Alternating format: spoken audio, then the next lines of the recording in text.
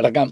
தங்கம்ங்கிற இந்த ஒரு பொருள் எப்படி மனித வாழ்க்கையில வந்திருக்கும்? நான் எப்படி பார்த்தா, புல்லாகி, பூடாய், புழுவாய், மரமாகி, பல்விருகமாகி, பறவையாய், பாம்பாய், கல்லாய், மனிதராய், பேயாய், கிடங்கலாய் இப்படின்னு வரிசையா மாணிக்கவாசகர் சொல்ற மாரி வந்து, டார்வின் தியரி படி குரங்கா இருந்து நிமிர்ந்து மனுஷனாயிட்டோம்னு வச்சுக்கங்க. நமக்கு தேவை உணவு தானே! நெனச்சு பாருங்க. நமக்கு தேவை உணவு தான். காய்கறிகள், பழங்கள் இதெல்லாம். அதுவும் சமைக்கப்படாத இயற்கை உணவு. மீன் உள்பட அப்படியே கூட சாப்பிட்டுட்டு இருந்திருக்காங்க மனுஷங்க. அப்புறம் அந்த வேட்டைக்கார சமுதாயம், ஆடு மாடு சமுதாயம், வேளாண்மை சமுதாயம் வரைக்கும் வாங்கல. வேளாண்மை சமுதாயம் வந்த உடனே ஒரு இடத்துல நிலையா நிக்கிறான் மனுஷன். இப்பவும் கூட தங்கம்ங்கிற அந்த ஆபரணம் என்ன அப்படின்னா, அது அவ்வளோ சீக்கிரம் வந்துருச்சான்னு நமக்கு தெரியலங்க. எப்போ வந்திருக்கும் அப்படின்னா, மனிதர்கள் தங்கள சிங்காரிக்கத் தொடங்குன பிறகோ, அல்லது இவர்களுடைய பொருளாதார தேவைக்கோ வந்திருக்கணும். பொருளாதார தேவைக்கு வந்து ரொம்ப தாமதமா தான் வந்திருக்கணும். ஏன்னா, பண்டமாற்று முறை தான் இங்க இருந்தது.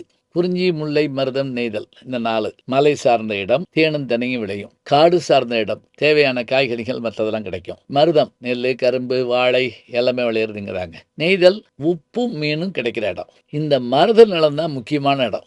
ஏன் தெரியுமா? உப்பும் மீனை வச்சு சாப்பிட்றதுனா உணவு வெறும் இதாக சாப்பிட முடியாது. அதுக்கு உணவு அரிசி வேணும். அவங்க அத கொண்டு வந்து குடுத்து நம்மட்ட நெல்ல வாங்கிட்டு போறாங்க. மலையிலிருந்து தேனை கொண்டு வருவாங்க, நெல்லு வாங்கிட்டு போவாங்க. நமக்கு உப்பு வேணும்னாலும் நம்ம நெல்லு குடுத்து வாங்குவோம். நான் சின்ன பிள்ளையில கிராமத்துல கடலையும் வத்தலும் இருந்தா என்ன சொல்லுவாங்க, "டேய் உனக்கு ஏதாவது திங்கணும்னா இந்த கடலைய கொண்டு போட்டு அங்க அந்த இத வாங்கிட்டு வாடா" அப்படிம்பாங்க. பாருங்க, நான் ஒரு பண்டம் கொண்டு போறேன். அவர் ஒரு பண்டம் எனக்கு குடுக்குறாரு. இது இருந்தது. அதேபோல விலங்குகள். அத தாவர ஜங்கம சொத்துக்கள்ம்பாங்க. ஸ்தாவரம்னா வீடு, நிக்கிறது, நிலையா இருக்கிறது. ஜங்கமம்னா ஆடு, மாடு. இதுவும் சொத்து தான். இப்ப இதையுமே என்ன செய்வாங்க, மாட்ட குடுத்து மாட்ட மாத்துவாங்க, ஆட்ட குடுத்து மாட்ட மாத்துவாங்க, எல்லாம் செய்வாங்க. இதுக்கு பிறகு இதெல்லாம் செய்ய முடியாத, வசதி இல்லாத அல்லது வசதிய கூட்டணும்னு நெனச்சப்ப என்ன பண்ணாங்கன்னா, அப்பத்தான் மதிப்பு மிக்க ஒரு பொருள கொண்டு வரணுங்கிறதுக்காக கொண்டு வர்றாங்க. மண்ணுல இருந்து அப்படியே கிடைச்சா தங்கம்? இல்லங்க. தூளா தான் கிடைக்கும். நமக்கு தெரியும். அந்த தூளா கிடைக்கிற தங்கத்த உருக்கி, உருக்கி, உருக்கி, உருக்கி சுட சுட பொன் வந்து என்ன செய்யும்? மிளிரும். அழுக்கு அதிலிருந்து போகும். மாசு போயிரும். இப்ப அந்த பொண்ண எடுக்கிறபோது, அது குறைவா தான் கிடைக்குது. அது ரொம்ப கவனமா பாதுகாத்து தான் வைக்கிறோம். இந்த பொண்ண ஒரு பயன்பாட்டுக்காக காயினா மாத்துறாங்க. ஏன்னா தங்க கட்டிய குடுத்து மாடு வாங்க முடியாது. அரிசி வாங்க முடியாது. வாங்கலாம், மூட்டை மூட்டையா வாங்கி என்ன செய்ய போறோம்? அப்ப தங்க நாணயங்கள உலகம் முழுவதும் வெளியிட ஆரம்பிச்சாங்க.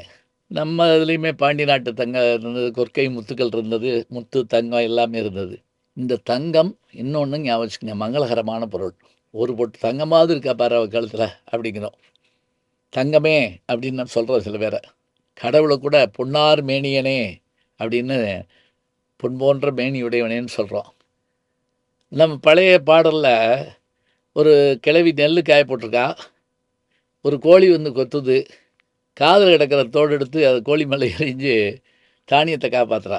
நெல்லு காய போடும்போது கோழி மேஞ்சா அவங்க பாட்டி என்ன செய்வாங்க? கல் எடுத்து எறிவாங்க. எங்க பாட்டி காதுல போட்டிருக்கிற வைர கம்மல கலட்டி எறிவாங்க ஐயா. நம்ம நினைக்கிறோம் பைத்தியக்காரி போல் இருக்கு. தங்கத்த கொண்டு போய் எறிஞ்சு கோழி நெல்ல காப்பாத்தலாமான்னு. அப்படி இல்லங்க. உணவு தான் முக்கியம். இப்ப இந்த தங்கம் குலதெய்வமாவும் சில பேரால போற்றப்பட்டது. எப்படி? நான் ஒரு ஒரு செய்தி படிச்சேன். தீவுகள கைப்பற்றுறாங்க ஆங்கிலேயர்கள் கொஞ்சம் கொஞ்சமா தங்களுடைய துப்பாக்கி முனைய வச்சு. கைப்பற்றியாச்சு. எல்லா இதுகளையும் கொண்டு வந்து அவைங்க குடுத்துட்டாங்க. அடிமையாவே ஆயிட்டாய்ங்க. என்னாச்சுன்னா, இவங்களுடைய இந்த ஆங்கிலேய அதிகாரிகள்ல ஒருத்தன் தலைமை அதிகாரி வந்தப்ப, அவனுக்கு அவனுக்கு சந்தோஷப்படுத்தணுங்கிறதுக்காக தங்க கட்டிகள அடுக்கி, அதுல அப்படி நாற்காலியிலிருந்து அவன் கால தங்கத்துல வைக்கிற மாரி ஒரு ஏற்பாடு பண்ணியிருக்காய்ங்க. அதுவரைக்கும் பேசாம இருந்த அந்த அந்த தீவு கூட்டத்த சேர்ந்த மக்கள், தங்கத்துல அவன் கால வச்சான் பாருங்க, அடுத்த நிமிஷம் அத்தன பேரையும் வெட்டி வீழ்த்துனாய்ங்க. தப்பிச்சவன் பூரா ஓடி கப்பல்ல ஏறி ஓடி போய்ட்டாய்ங்க. பிற்காலத்துல கண்டுபிடிச்சாங்க. ஏன் அப்படி செஞ்சாங்க? தங்கத்தின் மீது அவங்களுக்கு அவ்வளோ இல்லங்க. தங்கம் அவனுக்கு குலதெய்வம். தான் குலதெய்வத்து மேல கால் வச்சுட்டாங்கிறதுனால, அவன கொலை செய்ய கூட அவன் தயங்கல. இப்ப பாருங்க. இன்னைக்கும் கூட ஒரு பவுன் தங்கத்துக்காக காத அறுத்துட்டு போயிடுறான். கழுத்துல கிடக்கிற செயின அறுத்துட்டு போயிடுறான். எல்லாம் பார்க்குறோம். இந்த பொருள் இந்த தங்கம் இன்னைக்கு இவ்வளோ மதிப்பாயிருச்சு. ஒரு நாட்டினுடைய பணத்தை தீர்மானிப்பதே தங்கம் தான். அதனால தான் அமெரிக்கா என்ன சொல்லுது தெரியுமா? எதா இருந்தாலும் என்கிட்ட டாலரில் வாங்கு. ஏன்னா அவன்கிட்ட அவ்வளோ தங்கம் இருக்குது. இந்த தங்கத்தை வச்சு தான் அவன் உலக மதிப்பை பண்ணுறான். இப்போ நம்மளே அது மாதிரி தான் வச்சுருக்குறோம். இந்தியா சுதந்திரம் அடைஞ்சப்போ $1 $1 ஒரே மதிப்பாக தாங்க இருந்தது. இன்றைக்கி தானே இவ்வளோ தூரம் ஓடி போயிடுச்சு. காரணம் என்ன? அவன்கிட்ட அவ்வளோ தங்கம் இருக்குது. ஆனாலும் நம்ம தாய்மார்கள் தங்கத்தை பொன்போல மதிக்கிறது மட்டுமல்ல, அதை அவங்க பாதுகாப்பாகவும் வச்சுருப்பாங்க. அதனால தான் தங்க அணிகலன்கிறது ஆடம்பரம் மட்டும் இல்லைங்க, அவசர தேவைக்கு அதுதாங்க உதவும். என்எஸ் கிருஷ்ணன் சொல்லுவார் ஒரு படத்தில், தீயமதுரை கையை பிடிச்சிக்கிட்டு, என் வாழ்க்கையே உன் கையில் தான் இருக்குது, என் கவலை தீருது உன் கையில் தான் இருக்குது, உன் கையில் தான் இருக்குதுன்னு சொல்லிட்டு அந்த அம்மா வளையலை கழட்டிட்டு போயிடுவார் அப்படியே, அந்த தங்க வளையலை. இப்போ தங்கத்துக்கு பெரிய மதிப்பு இருக்குது, தங்கத்தால் நிறைய ஆபத்தும் இருக்குது. தங்கம் குலதெய்வம் போல் போற்றப்படவும் செய்து மண்ணுக்குள்ளேருந்து எடுக்கப்பட்டாலும் கூட இன்றைக்கும் தங்கம் மதிப்புடையதாக தான் இருக்குது. தங்கம் வைத்து கொண்டு எத்தனையோ சாதனைகளை பண்ணலாம்.